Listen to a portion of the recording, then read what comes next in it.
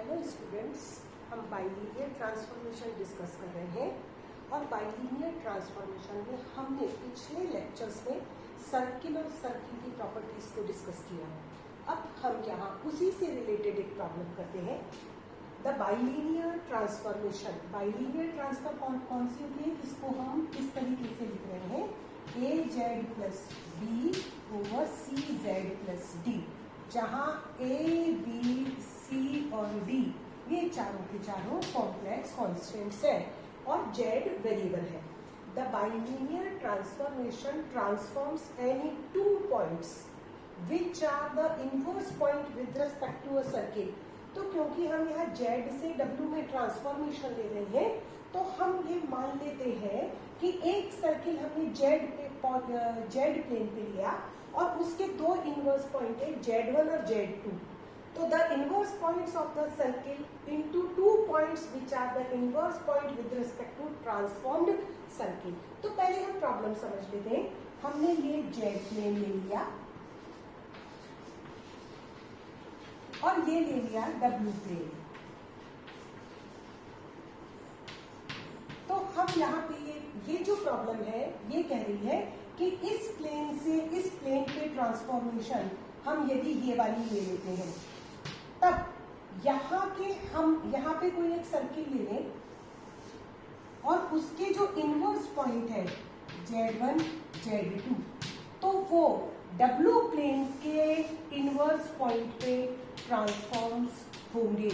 हमें ये प्रूफ करना है। तो देखो, इसको प्रूफ करने के लिए जब हमें ये प्रूफ करना है कि inverse point Z1 Z2 W1 W2 पे ट्रांसफॉर्म होंगे, इसका मतलब है कि हमें क्या दे रखा है कि हमें Z प्लेन पर सर्किल दे रखा है। तो Z minus Z1 over Z minus Z2 equals to lambda. ये होती है इक्वेशन ऑफ सर्किल। और यहाँ पर Z1 and Z2 are inverse points. ये कल हम प्रूफ कर चुके हैं। कल वाले लेक्चर में हमने ये प्रूफ कर लिया था कि ये इक्वेशन ऑफ सर्किल यदि है तो Z1 और Z2 इनवर्स पॉइंट है। अब हम Z1 और Z2 के करस्पॉन्डिंग पॉइंट्स W प्लेन पे निकालें, तो Z1 के करस्पॉन्डिंग यदि पॉइंट W1 है तो इसका मतलब वो इसके बराबर है, और W2 Z2 के करस्पॉन्डिंग है तो W2 बराबर हो जाएगा A Z2 plus B over C Z2 plus D, क्योंकि ट्रांसफॉर्मेशन ये है और Z1 W1 पे मैप हो रहा है, हम ये मान लेते हैं, और Z2 W2 पे मैप हो रहा है, हम ये मान लेते हैं। तो अब यदि हम ये प्रूफ कर दें कि यहाँ इस बाइलिनियर ट्रांसफॉर्मेशन में इस सर्किल के करस्पॉन्डिंगली हमारे पास W प्लेन पर भी equation W minus W1 over W minus W2 equals to some constant आ जाता है, मान लो के। तो हम मान लेंगे कि W1, तो ये प्रूफ हो जाएगा कि W1 W2 यदि इनवर्स पॉइंट है तो वो ये सर्किल की इक्वेशन होगी। यही हमें यहाँ पे प्रूफ करना है कि two points which are inverse point with respect to a circle into two points which are inverse with respect to the transformed circle. और ऐसा नहीं है कि हमेशा ये यहाँ के लिए ही प्रूफ हो। यदि हम यहाँ के इनवर्स पॉइंट ले लेते हैं तो उसके लिए हम Z प्लेन पर भी सर्किल की इक्वेशन इनवर्स पॉइंट की टर्म्स में निकाल सकते हैं। तो अब हम ये कोशिश कर रहे हैं, ये जो फैक्ट्स हमें गिवन है इनकी हेल्प से हम सर्किल की इक्वेशन को फाइंड आउट करने की कोशिश करते हैं। तो देखो, हमें सर्किल की इक्वेशन यहाँ हमें दे रखा है ये, और यहाँ से हम निकालते हैं W CZ plus D equals to AZ plus B, और यहाँ से हम Z की वैल्यू निकालें तो W CZ plus WD equals to AZ plus B, और Z WC minus A equals to B minus WD, और Z equals to minus WD plus B over WC minus A। ये Z की value आई। अब इस equation में हम Z की वैल्यू को सब्स्टिट्यूट करें तो ये हमारे पास आ जाएगी minus DW plus B over WC minus A minus Z1 over Z minus DW plus B over CW minus A minus Z2। हमने कुछ नहीं किया, हमें करना क्या था वो हमने डिस्कस कर लिया। अब हमने यहाँ पे Z की वैल्यू को सब्सटीट्यूट कर दिया। अब हम एलसीएम लेके इसको सॉल्व करते हैं। तो ये हमारे पास आ जाएगा minus DW plus B minus Z1 WC, इसको नीचे लिख देती हूँ मैं, this equals to minus DW plus B minus Z1 WC minus A whole over WC minus A, और डिनोमिनेटर में हमारे पास आ जाएगा minus DW plus B minus Z2 CW minus A whole over WC minus A। ये cancel हो गया, और हम अब यहां से सिंप्लीफाई करते हैं। एक पर्टिकुलर वे में हम सिंप्लीफाई कर रहे हैं, तो यहां से हम इसको सिंप्लीफाई करते हैं। तो ये हमारे पास आ जाएगा, दोनों में से W हम कॉमन ले लेते हैं।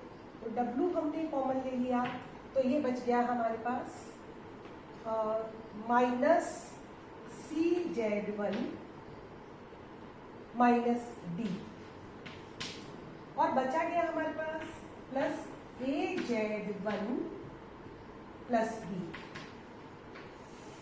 और यहां से W कॉमन ले लिया, तो बचा हमारे पास माइनस CZ2 प्लस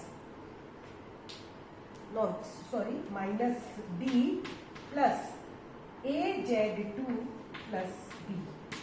ये तो कैंसिल हो गया, हम लेफ्ट हैंड साइड को लेके चल रहे हैं। तो यहाँ पर इन वैल्यूज से अब हम यहाँ पे देखते हैं, इसको हम लिख सकते हैं, ठीक है, इसको हम लिख सकते हैं यहाँ पर। मैं इसको मिटा देती हूँ यहाँ से, और यहाँ लिख सकते हैं हम इसको, this equals to W minus plus AZ1 plus B, और यहाँ से हम माइनस कॉमन ले लेंगे। तो ये माइनस कॉमन ले लिया, तो ये हो गया CZ1 प्लस D। तो यहाँ पर ये माइनस, पूरे में माइनस चला जाएगा, तो माइनस होके ये ब्रैकेट आ जाएगा। और क्योंकि CZ1 से हम डिवाइड कर रहे हैं, ठीक है, तो इसके बाद, इस पूरे के बाद हमारे पास आ जाएगा, इसमें से हमने क्या किया है, CZ1 को कॉमन लिया है, ठीक है। तो यहाँ पर हमारे पास आ गया CZ1 प्लस D, और इसी तरीके से डिनोमिनेटर में भी हमने W minus AZ2 plus B over CZ2 plus D आ जाएगा, और मल्टीप्लिकेशन में आ जाएगा CZ2 प्लस D। ये हमें किसके बराबर दे रखा है, राइट हैंड साइड में लैम्डा के बराबर। तो ये जो लेफ्ट हैंड साइड हमने लिया था, ये लैम्डा टाइम्स था, और इसको हम लिख सकते हैं, अभी हमने देखा कि W1 किसके बराबर है, इसके बराबर, और W2 किसके बराबर है। तो वैल्यू को सब्सटीट्यूट करने के लिए हो जाएगा W minus W1 over W minus W2 equals to lambda times mod of CZ2 plus D over CZ1 plus D। Because Z1 and Z2 are the fixed point on the plane Z1, C and D are complex constant, तो ये सभी मिलकर के हमें complex constant दे देता है, let it is equals to mu.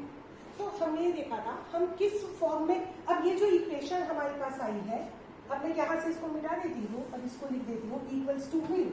तो ये हमारे पास एक इक्वेशन ऑफ सर्किल आ जाती है, जहाँ W1 और W2 इनवर्स पॉइंट्स है with respect to this circle.